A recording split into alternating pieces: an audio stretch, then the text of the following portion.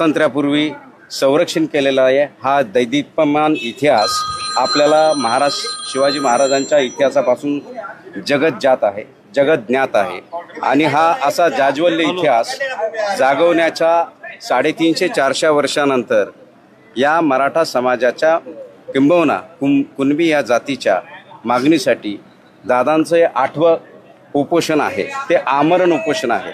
आपल्याला सर्वांना माहिती आहे की यापूर्वी 31 मे 2025 रोजी इथून मागे सरकारने लेखी दिलेल्या आश्वासनानुसार दादांनी यापूर्वीचे 6 ते 7 उपोषणं सोडलेली आहे। याचा प्रसार आणि प्रचार आपल्या माध्यमातून बराच वेळा झाला, पाहिला आणि सगळ्यांनी तो नोंद केलेला आहे। आपल्याला इथे सांगण्यास आनंद होत आहे की ज्या ठिकाणी दादांनी ही घोषणा 4 महिन्यापूर्वी केली, याची कल्पना सरकारला, या प्रशासनाला जाणीवपूर्वक यापूर्वी 4 वेळा 10 वेळा झाली आहे आणि आपल्या माध्यमातून बराच वेळा याची माहिती सरकारने आपल्याला सुद्धा दिलेली आहे। हे करत असताना सरकारकडे निवेदन आमरण उपोषणाचं असताना नियम 26 तारखेला आला, तो लागू केला। निवेदनाचा दिनांक हा 4 महिन्यापूर्वीचा होता। हा आता वादाचा मुद्दा आहे, आम्ही मांडू। पहिली गोष्ट, दादांना जी पहिली परवानगी मिळाली ती नवीन बॉम्बे पोलीस ॲक्टच्या नवीन धोरणानुसार, नवीन रूलनुसार मिळाली। त्या ठिकाणी ही डेजिग्नेटेड प्लेस जी आहे आझाद मैदान, आपल्याला माहिती आहे 5000ची ही क्षमता असलेलं डेजिग्नेटेड प्लेस इथे देण्यात आलं दादांना आणि त्या ठिकाणी त्यांचं आमरण उपोषण आपल्या सर्वांच्या माहितीसाठी, आपल्याला सगळ्यांना ती माहिती आहे, सुरू झालं आणि त्या संदर्भातला अर्ज देखील त्यांनी तिथे केला। वेळ अशी आहे की त्या अर्जाच्या दिवशी 27 दिनांक 29 दिनांक 30 या दिवशी आपण निरंतर परवानगीचा अर्ज तिथे केलेला आहे। ज्या प्रकारे आंदोलकांनी किंवा ज्या प्रकारे आंदोलकांचे या 2 ते 3 दिवसात ज्या मानवी हक्क त्यांचे आहेत, आंदोलक काय आरोपी नाही आहे। पहिली गोष्ट आपण हे लक्षात घेतलं पाहिजे। आज आपल्या प्रिझन मॅन्युअलनुसार सुद्धा सर्व आंदोलकांना येथे आपल्याला सांगण्यात येते की मानवतेच्या दृष्टिकोनातून अन्न, पाणी, लाईट, ज्या गरजेच्या गोष्टी आहे, शौचालय, पाणी पिण्यासाठी, आंघोळीसाठी गरजेच्या असतात, त्या देणं गरजेचं होतं। आंदोलन ज्या दिवशी पुकारलं त्या दिवशी सर्वांना अशी कल्पना होती की आपल्याला मुंबईला आझाद मैदानाला जायचं आहे, याची कल्पना सरकारला देखील होती। या संदर्भात देवेंद्र भारतीजी जे कमिशनर आहेत यांच्याजवळ त्या ठिकाणी बऱ्याचशा 12 तारखेला याची मीटिंग झाली। याचं संयोजन कसं करायचं, यापूर्वी 26 तारखेला जी दादांनी डेडलाईन दिली होती त्या संदर्भात देखील चर्चा झाली। नेमकी काय त्यांनी त्यामध्ये प्रस्तावना केली, सरकारला काय आवाहन केलं, याची देखील नोंद घेणं या ठिकाणी गरजेचं आहे। दुसरी गोष्ट अशावर आणि सरकारवर देखील आणि किंबहुना या गणेश उत्सवाच्या दृष्टिकोनातून कोणावरही आली नसती, इथल्या स्थानिक लोकांना सुद्धा त्याचा त्रास झाला नसता, हीच दादांची, सर्व मराठ्यांची, सर्व मराठा सेवकांची ही मनापासूनची इच्छा होती। परंतु सरकारने स्वतःहून वेळ घेऊन इथून मागे लेखी तिथे आश्वासन देऊन कोणतंही काम त्यांच्या वेळेत आणि दिलेल्या विहित मुदतीत पूर्ण केलं नाही, याची कल्पना आहे। आज माननीय कोर्टाने 9 तारखेला त्या दिवशी 26ची जी पहिली सुनावणी झाली, त्या 26 तारखेच्या सुनावणीमध्ये दादांना पार्टी करून घेण्यात आलं आणि त्यांना नोटीस बजावण्यात आली। ती नोटीस रिटर्नेबल ही 9 तारखेला म्हणजे येणाऱ्या 9 सप्टेंबरला ठेवली। परंतु काही अंतरिम अर्ज आज आले आणि आंदोलकांच्या ज्या वाईट गोष्टी आहेत किंवा ज्या वाईट गोष्टी काही घुसखोर आलेल्या आहेत त्यांच्या वाईट गोष्टी इथे दाखवण्यात आल्या, हरकत नाही। काही गोष्टी दादांनी सुद्धा सुरुवातीपासून निघाल्यापासून त्यांनी सांगितलं की आंदोलनकर्त्यांनी कोर्टाच्या सर्व आदेशाचं पालन करावं। त्या संदर्भात त्यांनी वेळोवेळी आंतरवली सराटी ते मुंबई आणि मुंबई इथे आल्यानंतर सुद्धा मी आपल्या माध्यमातून वेळोवेळी सर्व आंदोलनकर्त्यांना, मराठा सेवकांना यापूर्वी आवाहन केलेलं आहे की तुम्ही न्याय, कायदा, सुव्यवस्था पाळायची आहे आणि ती आपण पाळलेली आहे। ज्याप्रमाणे त्या माननीय उच्च न्यायालयाने अटी घालून दिल्या होत्या त्या आपण सर्व पाळण्याचा प्रयत्न केला। परंतु दिनांक 29, 30 व 31 या दरम्यानच्या काळामध्ये आपण पाहिलं असेल भरपूर पाऊस होता आणि ज्या ठिकाणी डेजिग्नेटेड प्लेस आहे त्या ठिकाणी भरपूर पाणी साचलं होतं आणि आपण हेही पाहिलं असेल की एक पोलीस ऑफिसर तिथे भोवळून पडला आणि त्याला मदत मराठा सेवकांनी केली। वाईट गोष्टी दाखवल्या जातात, चांगल्या दाखवल्या जात नाहीत, आपल्याला त्या दाखवणं गरजेचं आहे। मराठ्यांनी आजपर्यंत कोणाचाही हक्क हिरावून घेतलेला नाही, उलट त्यांचे हक्क प्रस्थापित केलेले आहेत आणि त्यांचे हक्क अबाधित केलेले आहे। हे राजश्री शाहूंनी, शिवाजी महाराजांनी आणि सयाजीराव गायकवाडांनी आणि बऱ्याचशा अशा मोठ्या लोकांनी आपल्याला दाखवून दिलेलं आहे। तरी दादांचं हे आंदोलन हे सरकार विरुद्ध आहे, दादांचं आंदोलन हे प्रशासनाच्या विरुद्ध आहे। येथील लोकांना कोणताही त्रास देण्याचा त्यांचा कोणताही मानस किंवा उद्देश नाही, हे त्यांच्या आव्हानातून या वेळोवेळी दिसलेलं आहे। दुसरी गोष्ट अशी, काही समाजकंटक जे घुसलेले आहेत ते वेगवेगळ्या प्रकारचे बेकायदेशीर कृत्य करत आहेत, जेणेकरून आंदोलन भरकटण्याचा तिथे त्यांचा डाव आहे। परंतु दादांनी वेळोवेळी त्याविषयी त्यांचं क्लॅरिफिकेशन दिलेलं आहे। आज माननीय कोर्टाने एवढं सांगितलं आहे, 5,000ची परमिशन आहे, तुम्ही 5,000 इथे राहा, बाकीचे इव्हॅक्युएट करा। त्या संदर्भात दादा आता पुढील आदेश जनतेला देतील। या आंदोलनामध्ये हुल्लडबाजी अप्रत्यक्ष तुम्ही मान्य केलं, तुम्ही वेगवेगळ्या प्रकारचे आंदोलक असू शकतात हेही मान्य केलं, पण आज कोर्टाने आझाद मैदान सोडून इतर सर्व जागा व्हॅकेट करण्याचे आदेश दिलेले आहेत। याकडे तुम्ही कसं बघणार आहात किंवा याबाबतच्या सूचना कशा पारित करणार? असं आहे, ज्या दिवशी नियम आला त्या दिवशी त्याच्या पूर्वीचा अर्ज आहे हे सरकार सांगत नाही। आज तुम्ही आंदोलक कशी येणार, कुठून येणार, दादांचं आव्हान 4 महिन्यापासून आहे। या सगळ्याच गोष्टींची बाब आपल्याला एकत्रित बघावी लागेल। एक पाय बांधायचा आणि दुसऱ्या पायाने पळायला लावायचं, अशा ह्या अटी व शर्ती ज्या असतात त्या तुम्ही घालून उपयोग नाही। तुम्ही सरकारने काय पाहिलं पाहिजे आंदोलनकर्त्यांचं, त्याच्यानंतर विनंती आहे मुद्द्यावर या, तुम्ही ऑर्डरच्या सगळ्यात शेवटी केलेली मागणी कोर्टानं मान्य केली, ही महत्वाची गोष्ट बरोबर। पण त्याच्या आधी मात्र आझाद मैदान सोडून इतर दक्षिण मुंबईतल्या CSMT या वगैरे जागा व्हॅकेट करायचे आदेश दिले, त्याबद्दल काय सांगा? त्याबद्दल कोर्टाने यापूर्वी दिलेल्या आदेशाप्रमाणे आपल्याला त्या नियम पाळायचे आहेत आणि नवीन नियम पाळण्याचा देखील दादांनी जो अर्ज दिला, तुम्हाला माहिती असेल 26-27 तारखेला तो अर्ज दिला गेला आहे आणि त्याच दिवशी त्यांनी हेही सांगितलं आहे की वेळोवेळी जी दररोज मागणी करायची आहे, उपोषण आमरण आहे, त्या संदर्भात त्यांचा अर्ज असा आहे। त्या दिवशी सुद्धा एक वेगळा अर्ज दिला की उपोषण आमरण उपोषण असल्यामुळे दररोज हा अर्ज करणं शक्य नाही। आज तुम्ही 9:30 ते 5:30 या ड्युटी केल्यासारखा तुम्ही एका ठिकाणाहून दुसरीकडे जाऊ शकत नाही, ही महत्त्वाची गोष्ट आहे आणि ही बाब आम्ही आमच्या अर्जामध्ये दिलेली आहे। परंतु ही बाब कोर्टापुढे जाणीवपूर्वक आणली जात नाही। आम्ही उद्या आता त्या गोष्टीबद्दल आम्ही ओहापोह कोर्टापुढे कडू की एका ठिकाणाहून दुसरी ठिकाणी जाणं योग्य नाही। ही डेजिग्नेटेड प्लेस आहे, दादांचं आमरण उपोषण एका जागेवरच आहे। आमरण उपोषण असल्यामुळे दादांची तब्येत तशी खालावली आहे। त्यांना सकाळी ह्या गोष्टी मी बोलण्यास गेलो, परंतु त्यांची बोलण्याची ताकद आणि मनस्थिती नाही। आपण सगळे पाहता 4था दिवस आहे, तर आपण सुद्धा मी आपल्या माध्यमातून मराठा सेवकांना, आंदोलकांना आवाहन करतो, शांततेत तुम्ही ज्या आदेश आहेत दादा सांगतील त्या तुम्ही पाळा आणि तुम्ही 5,000 सोडून याच्या व्यतिरिक्त तुम्ही त्या मैदानामध्ये किंवा मुंबईच्या कुठल्याही ठिकाणावर थांबू नये।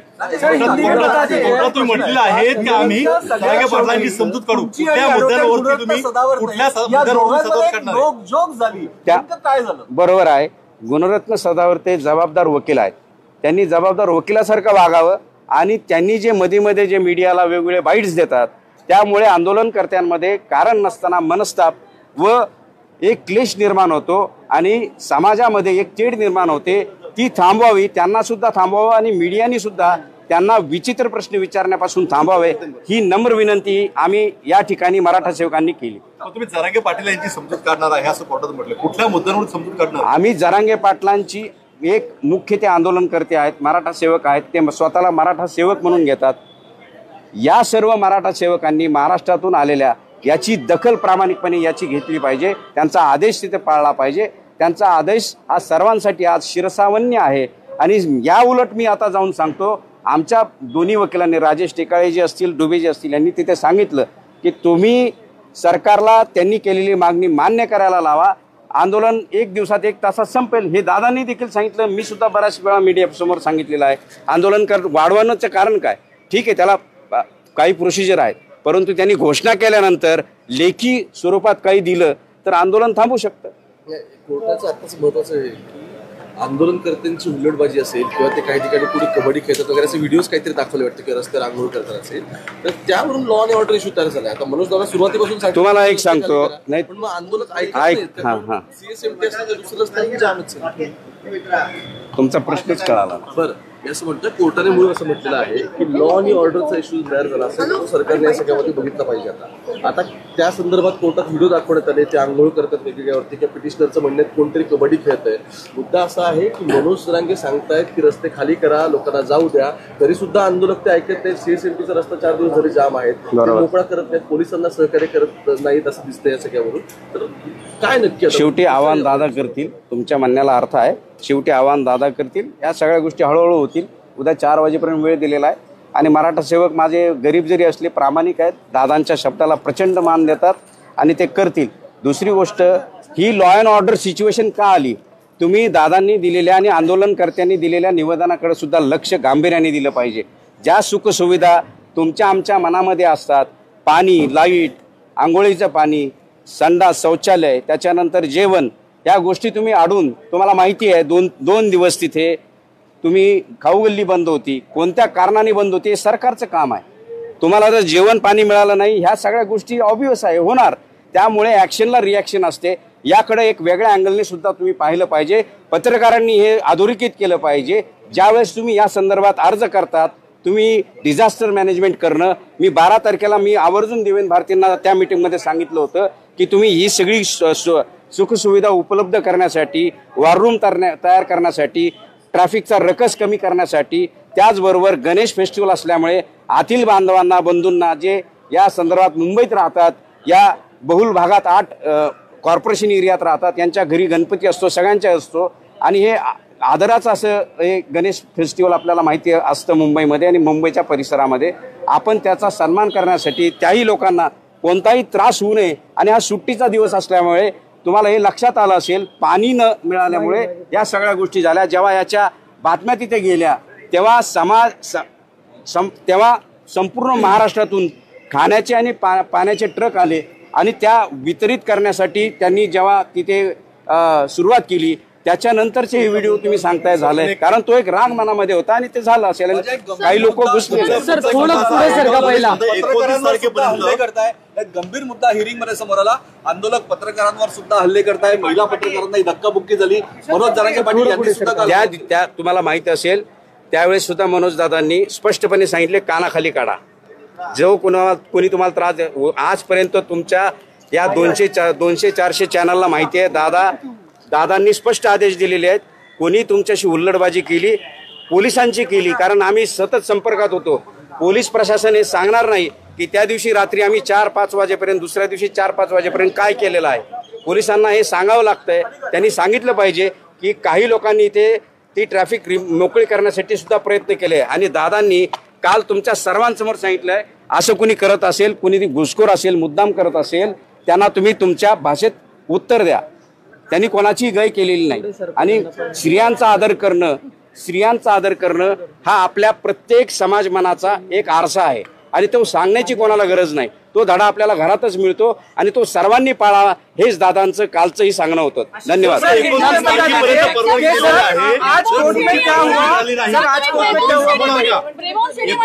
परवानगी आहे, जर पुढची परवानगी मिळाली नाही तर आंदोलन थांबवणार की पुढे काय करणार? तुमच्या लक्षात, तुमच्या माहितीसाठी सांगतो, दिनांक 27, दिनांक 29, दिनांक 30 हे अर्ज कुणीही आज कोर्टापुढे दाखवलेले नाहीत.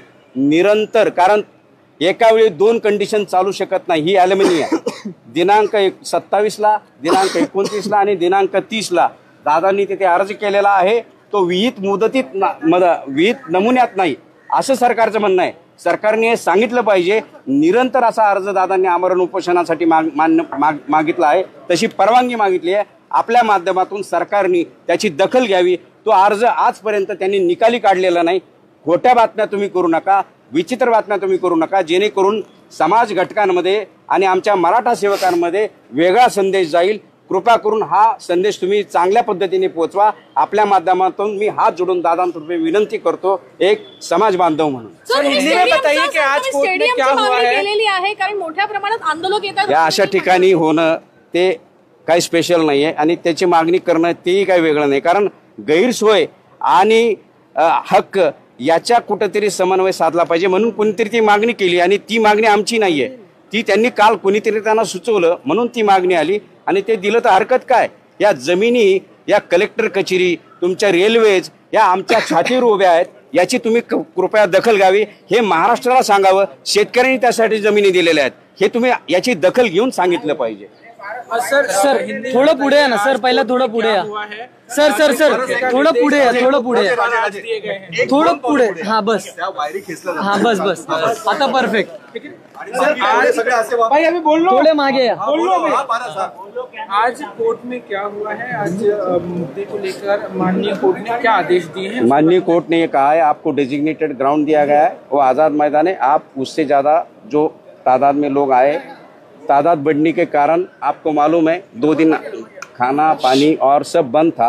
इसलिए आपके माध्यम से मैं कहना चाहता हूँ कि ये खाली मराठा लोगों से ये रसद नहीं आई है, ये मुंबई के जनमन से अपने जो मानवता के तहत सबने मदद करने की, उसमें मुस्लिम बांधव है, उसमें हमारे मागासवर्गीय बांधव है और सभी जाति के ओबीसी बांधवों ने भी खाना भेजा है. इसकी नोंद आपके माध्यम से महाराष्ट्र में पहुंचाना चाहता हूं. और उनको ये बुरा लगा कि इनके लिए खाना खाओ गली जो बंद है, इसकी वजह से पानी बंद है, पीने को पानी नहीं है, बच्चे लोग किधर जाएंगे, क्या खाएंगे, क्या पिएंगे.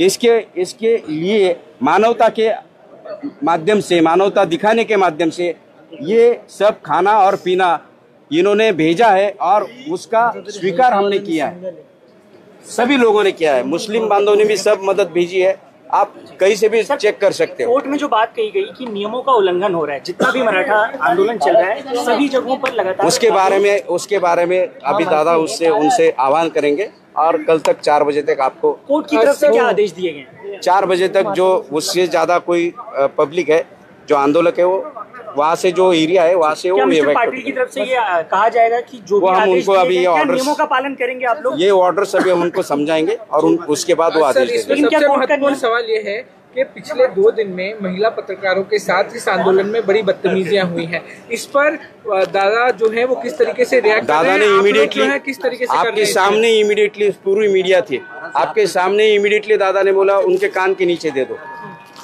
हम ऐसे लोग नहीं है, गलत करेंगे तो हम उनका स्वीकार करेंगे. महिला हमारे लिए शिवाजी महाराज को, आपको मालूम, एक उदाहरण आपको मालूम है, कल्याण की सूबेदार जो पत्नी थी उसको हमने, आपको वो इतिहास मालूम है, उनको इज्जत से हमने ये किया था, उनको बहुत तहजीब से उनको हमने संवारा था और उनको हमने बहुत इज्जत से देखा था. तो ये हमारा मैसेज हमारे खानदान में है और हमको सबको ये सिखाया गया है, महिलाओं के साथ अपनी माँ बहन की तरह देखा जाए और उनका रिस्पेक्ट वही रहना चाहिए. इस देश की हर एक महिला आज तक 400 साल में कोई भी कह सकता है कि मराठे की वजह से इसको सेफ जोन में आज पाई गई है. इसलिए आपके माध्यम से सभी को मैं विनती करता हूँ, ऐसा कोई कर रहा है तो दादा की आदेश से महिलाओं को बोलता हूँ, महिला पत्रकारों को बोलता हूँ, तकरार कीजिए और उसको पुलिस के हवाले कर दिए. आपको जो इमीडिएटली एक्शन लेना है, मारना है, वो आप कर सकती हो. सर मेरा ये महत्वपूर्ण सवाल है, मनोज जरांगे पाटिल जिस दिन आए हैं उस दिन से सारे आंदोलनकारियों को कह रहे हैं कि आप लोग जो है ये जगह खाली कर दें, आप लोग जो है वो लोगों का ध्यान रखें, मुंबईकरों को दिक्कत नहीं होनी चाहिए, मगर खाली नहीं हो रही है जगह. अब इसमें क्या तर्क निकाला जा रहा है? उनकी बात नहीं सुन रहे. दादा को प्यार करने वाले एक जगह से नहीं है. आप जानते हो 35 जिले हैं, उसमें से 30-31 जिले से लोग आए और वो हर एक घर से एक आया है. तो आप ये जान सकते हो कि उनको प्यार करने वाले लोग हैं. आज से लोग अपने ये आदेश पूरी तरह से पालन करेंगे और दादा ये आदेश हम उनको समझाएंगे, दादा आदेश उनको दे देंगे. चलो.